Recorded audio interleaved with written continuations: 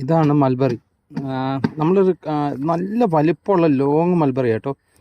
ഈ Brazilian mulberry എന്ന് പറഞ്ഞാൽ അതിൻ്റെ ഒരു ലോങ് ടൈപ്പ്. ഞാൻ എൻ്റെ ഒരു സുഹൃത്തിന് വീട്ടിൽ ചെന്നപ്പോൾ കിട്ടിയതാണ്. അപ്പോൾ അതിൻ്റെ ഒരു കമ്പ് കൊണ്ടുവന്നിട്ട് ഞാൻ നട്ടതാണ്. കണ്ടില്ലേ, നന്നായിട്ട് കിളിച്ചിട്ടുണ്ട് കേട്ടോ.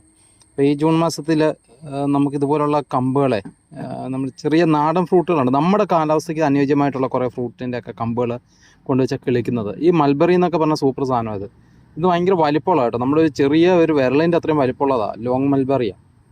അപ്പം ഇതൊക്കെ ഉള്ളതൊക്കെ കൊണ്ട് നമ്മുടെ വീടുകളിൽ കൊണ്ട് നട്ട് വെക്കാൻ ശ്രമിക്കുക. ഈ നഴ്സറിയിൽ നിന്നൊക്കെ വാങ്ങുന്നതൊക്കെ കുറേയൊക്കെ നമ്മുടെ കാലാവസ്ഥയ്ക്ക് അനുയോജ്യമല്ലാത്ത സംഭവങ്ങളാണ്.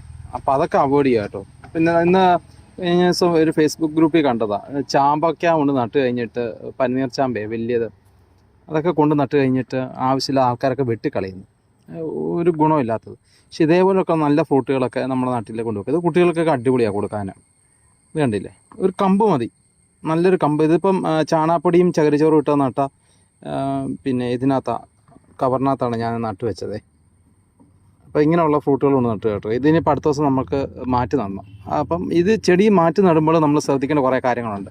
അപ്പോൾ അത് സംബന്ധിച്ച് അടുത്ത ദിവസം ഞാനൊരു വീഡിയോ ചെയ്യാം കേട്ടോ. അപ്പോൾ എല്ലാ ദിവസവും നമ്മൾ കൃഷി സംബന്ധമായിട്ടുള്ള വീഡിയോ ഇടുന്നുണ്ട്. നമ്മുടെ ചാനലൊന്ന് സപ്പോർട്ട് ചെയ്യണം. കൃഷി സംബന്ധമായിട്ട് നിങ്ങൾക്കുള്ള സംശയങ്ങളോ കാര്യങ്ങളുണ്ടെങ്കിൽ ദയവായിട്ട് കമൻറ്റ് ചെയ്ത് ചോദിക്കാം. അപ്പോൾ അടുത്ത ദിവസം പുതിയ വീഡിയോ ആയിട്ട് വീണ്ടും കാണാം. അപ്പോൾ അതുവരെ നന്ദി, നമസ്കാരം.